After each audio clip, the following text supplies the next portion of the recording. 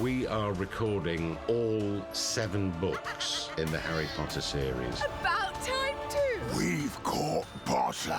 From the very first word to the very last word, nothing missing. I've never seen anything like it. Ridiculous, ridiculous, ridiculous! We're able to do things today that we weren't able to do before. Pushing the boundaries of what is possible with sonic storytelling. Stupefy!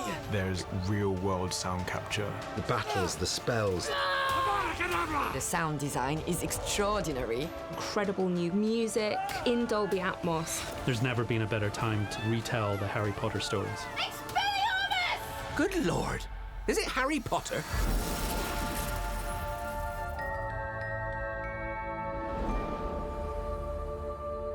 Let's take it from the top through, over the page, just down to 17667. Okay. Just for the off-the-line stuff as he sort of drags himself to his feet, takes a deep breath. Coming in at the top.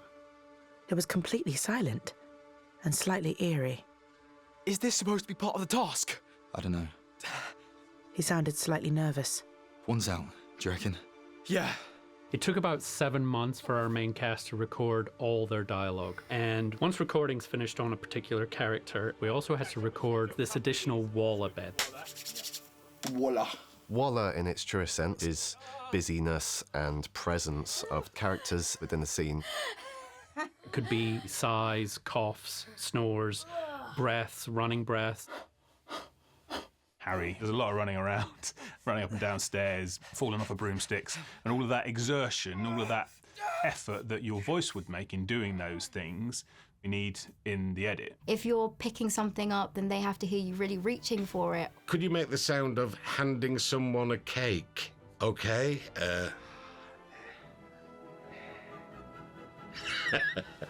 It's not just about non-verbal sounds, it's about conversations. It might be lots of children in the Great Hall, all having their little conversations talking about where they went on holiday. Walla also means crowd scenes, people chatting, people eating. Walla adds that realism to our characters. They're not just say this line and then there's nothing from them. It makes the whole experience real. Stand back! Said Lockhart, who was rolling up his jade green sleeves.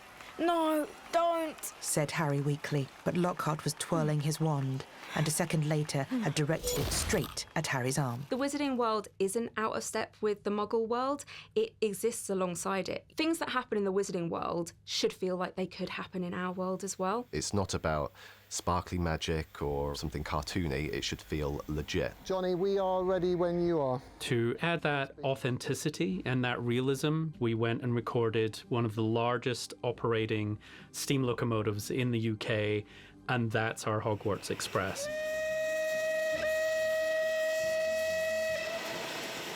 Some people might say, oh, well, can't you just use library sounds or whatever? It's like, well, we want bespoke, authentic sound. We've got an ambisonic mic, which is a full spatial 360 mic. We've got mics taped under the tracks. We've got roaming mics. We've got people recording the pass-bys. Using these mic techniques, placing them in relevant places to the story, gives us an extra level of craft that you can't really get from using library sounds.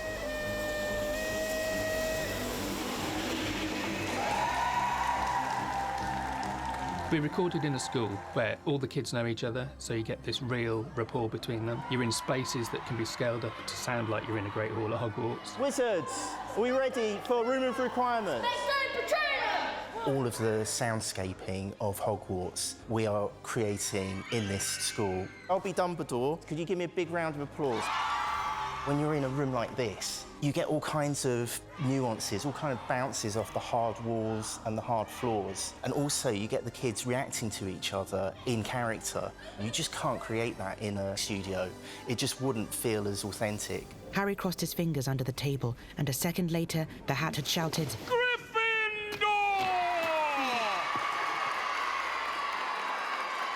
Because we're doing 7 books, for one team to take on this was just not going to be logistically possible. That's why we wanted to work with all these post partners who are at the top of their game. One team is handling dialogue, one team is handling sound design, one team is Foley, one team is music, and then another team bringing it all together for the mix. Our role on the project is as sound designers and sound supervisors, primarily creating the environments and beasts and spells.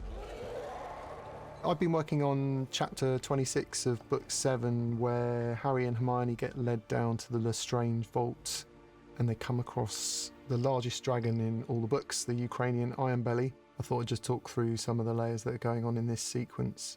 One of the first jobs that we do, we work on the atmospheres on the background because they set the scene. You can hear the droplets of water in the cave because we've actually just come past an underground lake. And then as we approach the dragon, we hear them asleep. Eventually, the dragon sees them and wakes up. This is the dragon's vocal elements.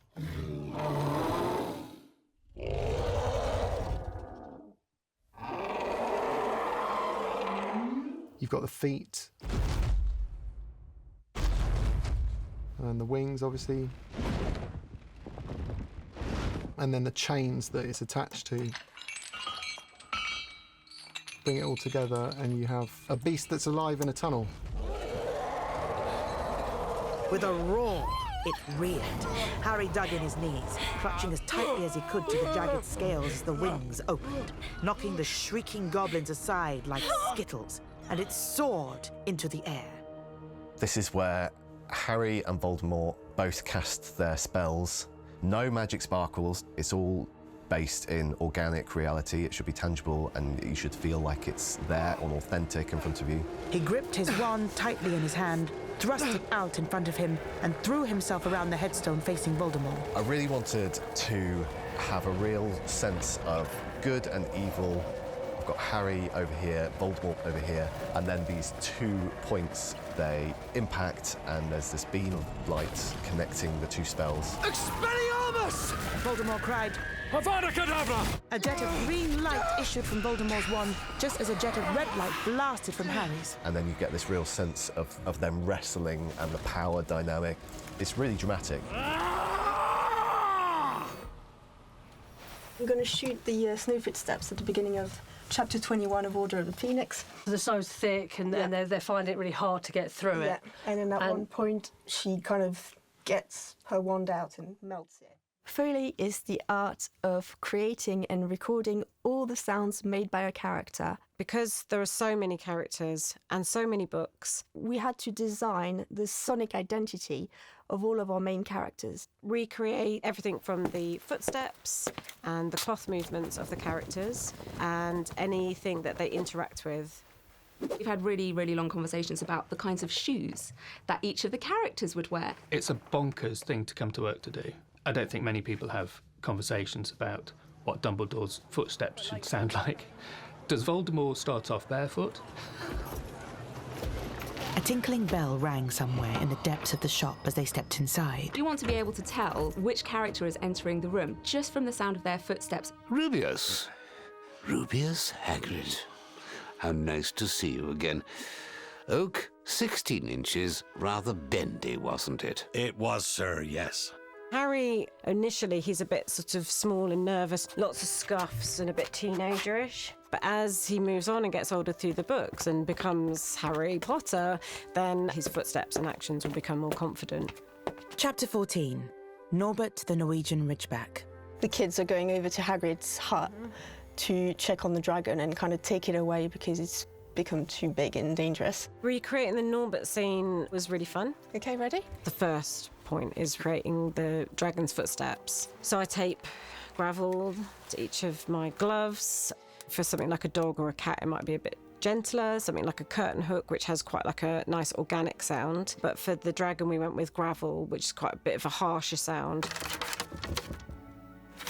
We created a cage out of a couple of bits of wood, a bit of a crate, bits of metal, and just sort of the craziness that a character like Hagrid might have. Bye-bye, Norbert.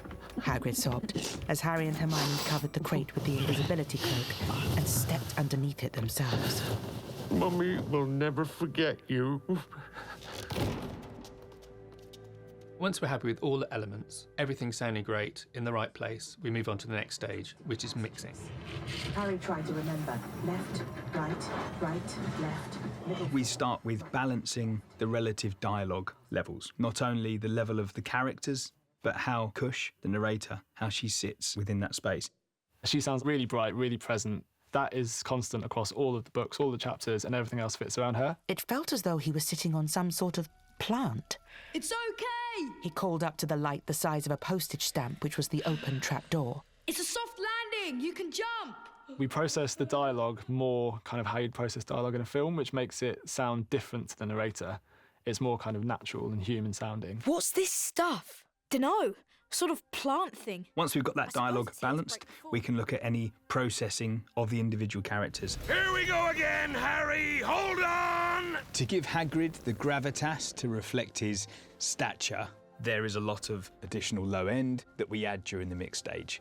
He has been pitch shifted slightly as well to add some depth and warmth. There's nothing that lives in the forest that'll hurt you if you're with me or Fang. And keep to the path, right? This project is really special because Atmos has been at the core. Dolby Atmos is an immersive audio format. It teleports you to that universe, puts you at the centre of the action. Hermione Granger was shrinking against the wall opposite, looking as if she was about to faint.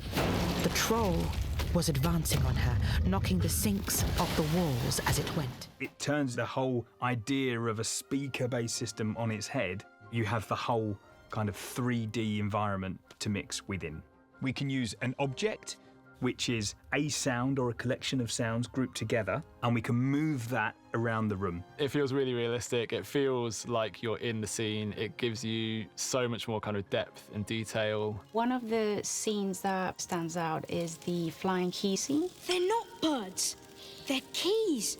Winged keys. We've got the narrator, we've got the characters, we've got the flying objects, we've got the brooms. Once you put them all together, you'll be able to see all the action on the renderer. They seized a broomstick each and kicked off into the air. The keys and the characters are literally going everywhere. When you hear it on headphones, it sounds like nothing I've heard before. I think it's basically listening to a film without visuals. And here are the Gryffindors! Things like the Quidditch commentator is obviously just one voice, but we processed it to sound like you in a stadium. Gryffindor back in possession. Come on, Angelina. Nice swerve round Montague. Duck, Angelina, that's a bludger. The commentator might be on your left, but he echoes around the room and it kind of feels like you're at Wembley. She scores! 10-0 to Gryffindor. It was very important that this project had its signature sound. When you hear our music, you're going to forever think about this edition of the Harry Potter world.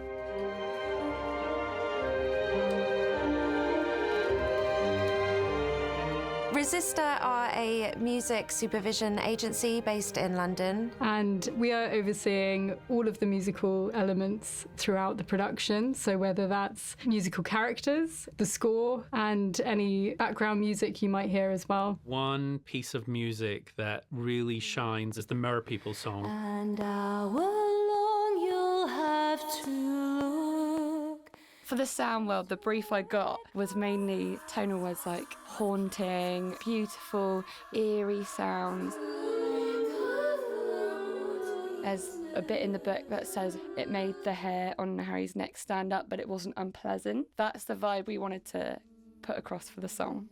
Come seek us where our voices sound. We cannot sing above the ground. And while you're searching, ponder this. We've taken what you're sorely missed. An hour long you'll have to learn.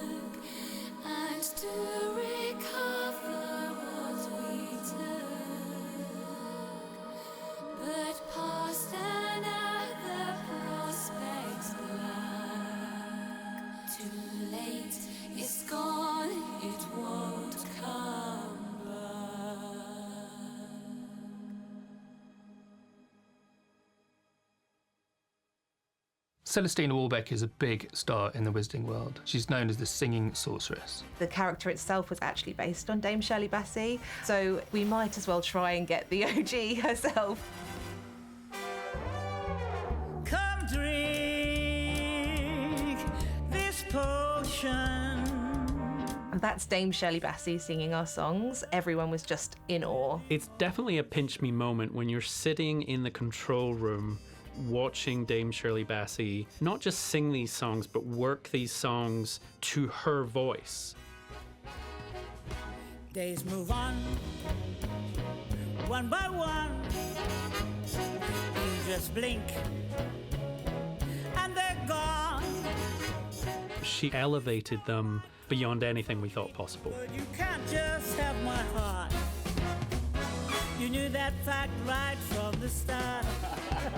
We wanted to make it feel like these tracks had been written for her. And there are some parts that are just very Dame Shirley, where she's doing some slowdowns or pushing and pulling the tempo, which just feel like her. With this genre and with this scale of voice, nothing else would have done it justice except a live big band. Cook me up a meal for one. I'll be out having fun.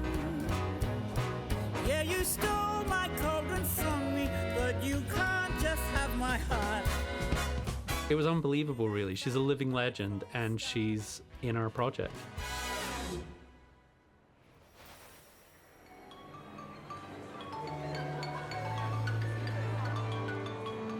Nitin Sawhney was on our list from the start. We knew from very early creative discussions with the team that we wanted to do something very different, using live instrumentation and in a more folk world. I kind of erased everything I knew about the films and so on and really approached it from the perspective of the books. The idea was that I would maybe bring more of a folk feeling to this particular score, so it's got a different kind of flavour. This time, can we, with a harp, bring in those lovely little swirly bits? Yeah, very good. I really wanted to include instruments that you don't really hear with the films, like Ashwin Srinivasan on bansuri and Yadnesh on the violin, instruments that aren't associated with this story at all. It feels like a different world to the one people are familiar with from the films, but at the same time, I think it really serves the books. See you over the summer, then. I hope you have a good holiday, said Hermione, looking uncertainly after Uncle Vernon, shocked that anyone could be so unpleasant. Oh, I will, said Harry, and they were surprised at the grin that was spreading over his face. They don't know we're not allowed to use magic at home. I'm going to have a lot of fun with Dudley this summer.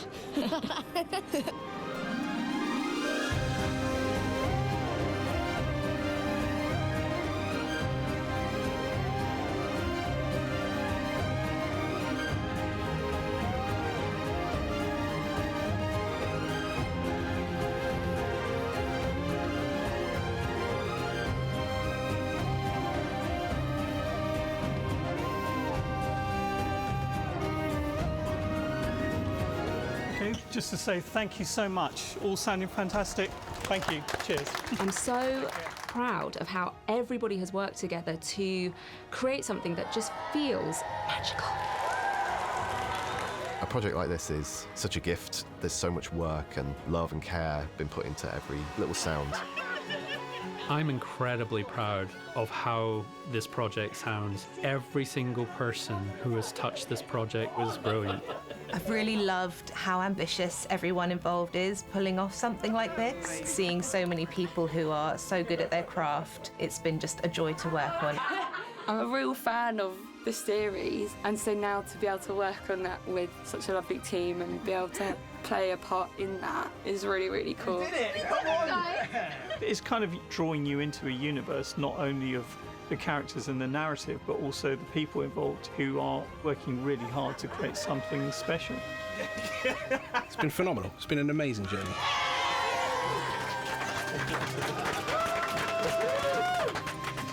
Thanks, guys. And that's a wrap. Yay! I've got some more ideas, actually.